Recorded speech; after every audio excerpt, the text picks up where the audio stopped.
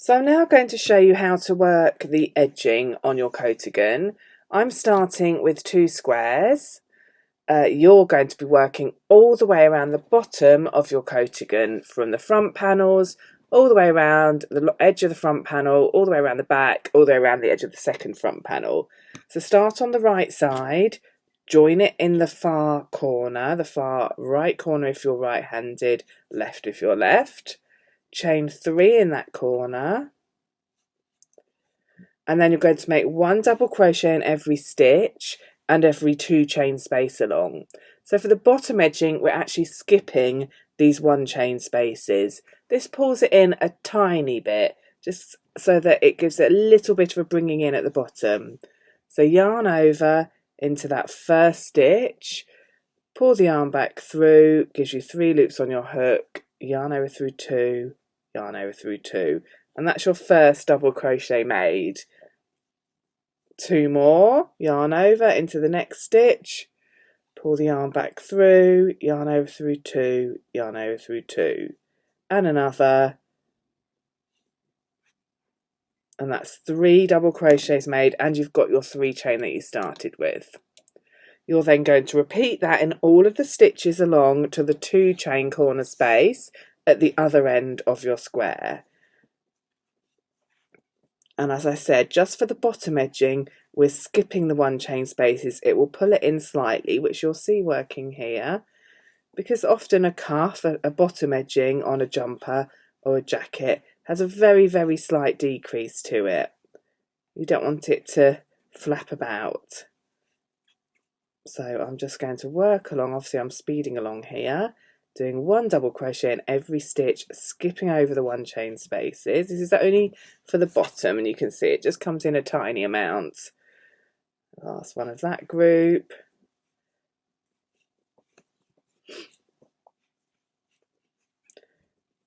One double in each of the next 3 stitches. Now this next space is actually a 2 chain space, so it's a bit bigger. So I have done a double crochet in there. That's 1 square worked. I'm now going to pop along to the next square, and the first thing I face is a 2 chain space. So I'm going to put a double crochet in there. And then I'm going to do the same thing again. Double crochet in every stitch, skipping over the 1 chain spaces.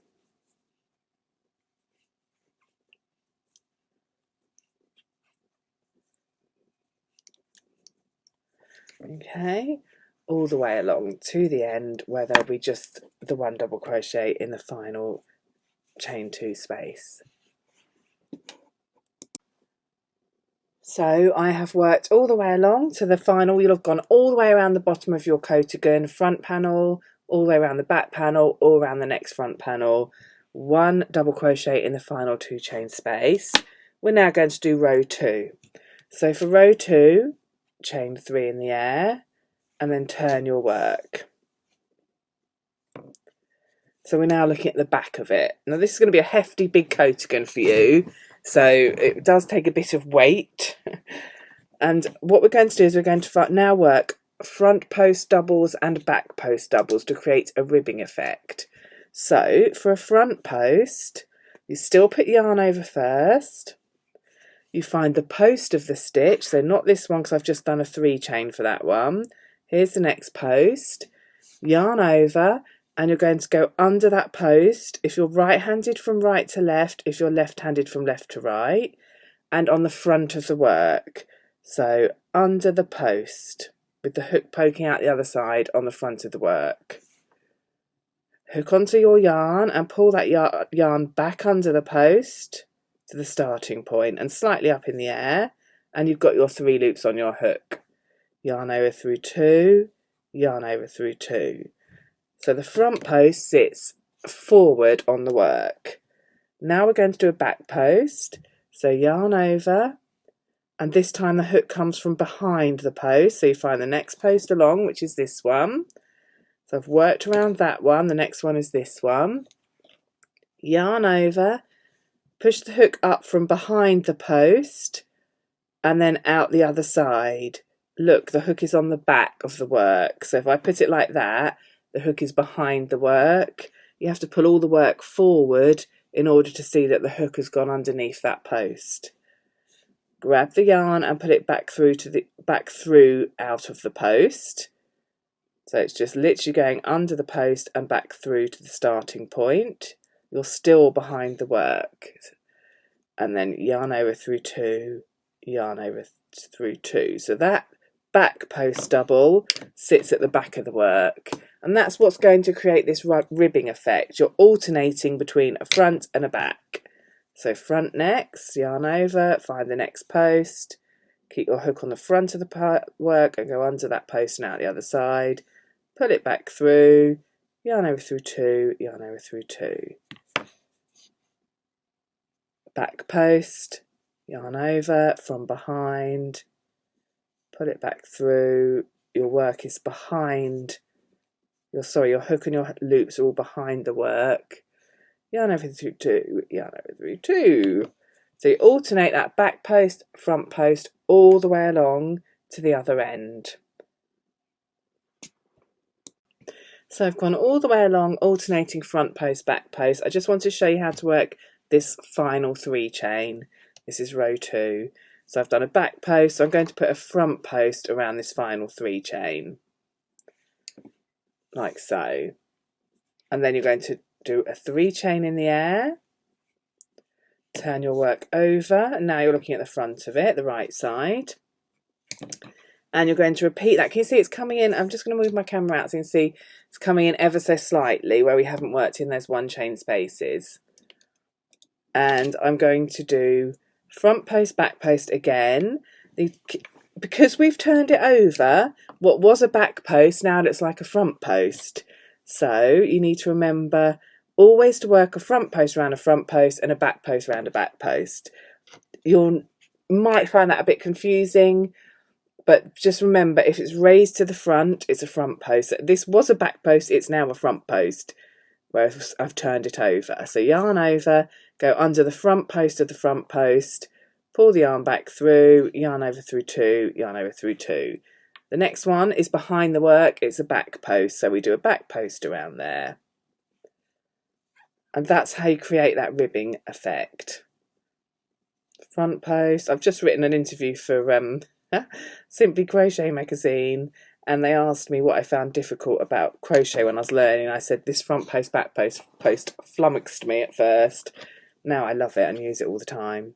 But this was the thing, is do I put a front post around a front post or a back post? You always put a front post around a front post and a back post around a back post.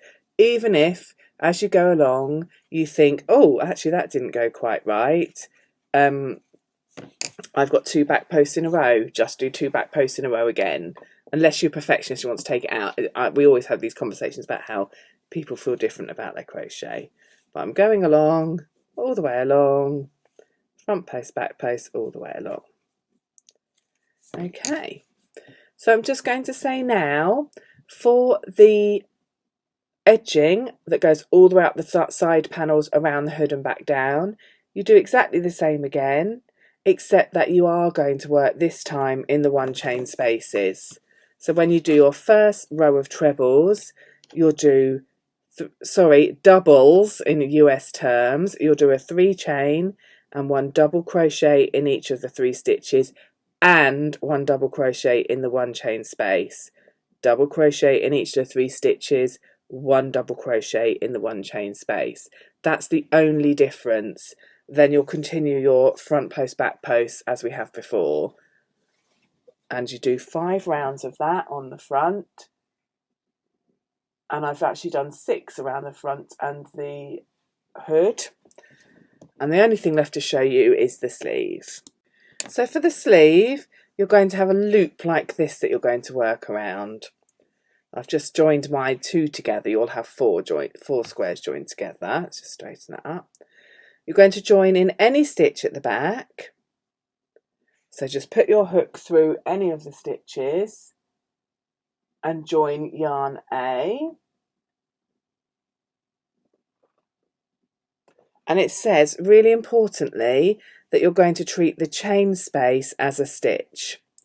So I've joined it. I've done a chain, And then I'm going to do decreases all the way around for this. So I'm going to single crochet 2 together all the way around. It's much more straightforward than it sounds. I will show you. So hook for its single crochet straight into that stitch, the one that I joined in, pull the yarn back through. It gives me 2 loops on my hook.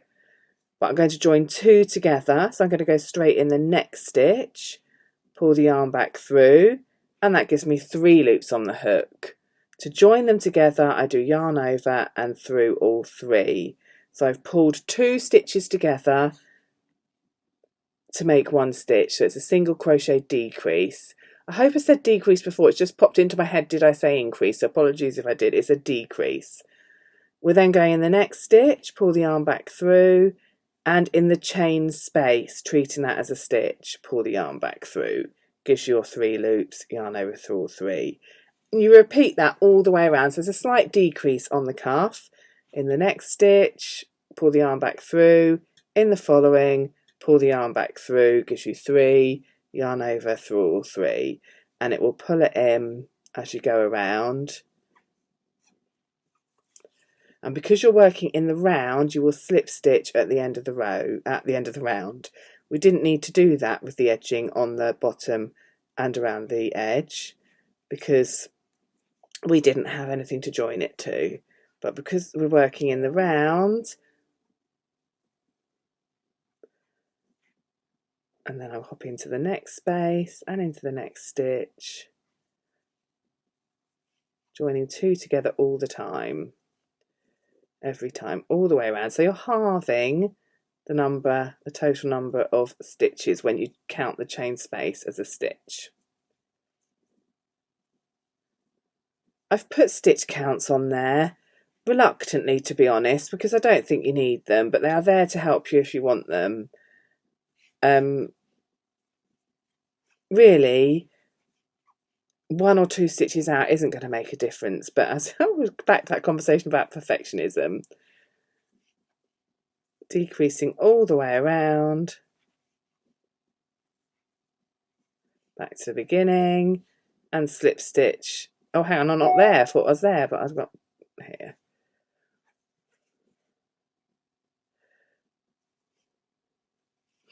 I just want to show you that decrease. It does bring it in a little bit, which I really like. You don't have to do this decrease. If you don't want to bring it in, just skip that bit. And then there we are, that's the final bit. I've gone all the way around. Look how much, can I show you on here? It's starting to look like a sleeve cuff already because it's really brought it in. And then I slip stitch to the first stitch. And the next thing I'm going to do is a round of double crochets. So you literally just do your 3 chain in the air, 1 double crochet in every stitch around, and when you get back to this 3 chain, you're going to slip stitch in it. And then after that, you'll repeat in the front post, back post that we've done before. And you do that for 5 rounds, or basically as many as you want to make the cuff the length you would like.